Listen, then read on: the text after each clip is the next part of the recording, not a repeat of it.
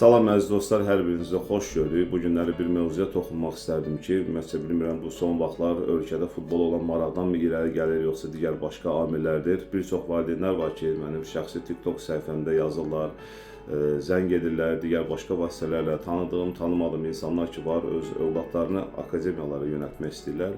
Və təbii ki, bu haqda müəyyən suallar yaranır. Turan Tovuz Akademiyası ilə bağlı mən də bu məsuliyyətli işin altında istəyirəm ki, o valideynlərə buradan səsləndirim və biraz araşdırma apardım. Həqiqətən akademiyamız görən akademiya olaraq mı fəaliyyət göstərir, yoxsa burada həqiqətən istedadlı bir uşaqlar var.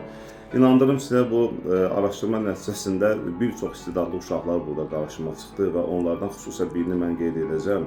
Demək, bu uşağın topa, oyuna istəyi, münasibəti o qədər diqqətimi çəkdi ki, rayonda bir dostum var, elə salamlayıram buradan onu, Səbuhini. Dedim, Səbuhi, belə bir uşaq hələ də var mı akademiyamızda? Və Səbuhin də elə sən demə həmin uşaq özü tanışı idi, bu onun dostu.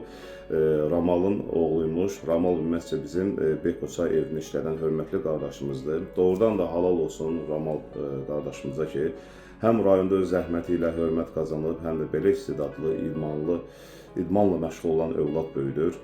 Uğurlar sənə balacadır və sənin simanda buradakı valideynləri də səsləndirirəm ki, onlar da öz övladlarını Turan Futbol Akademiyasına rahat şəkildə həvalə edə bilərlər və inandırım onlara ki, həmin o övladlar 5 ildən sonra nəticəsini görəcək yalnız.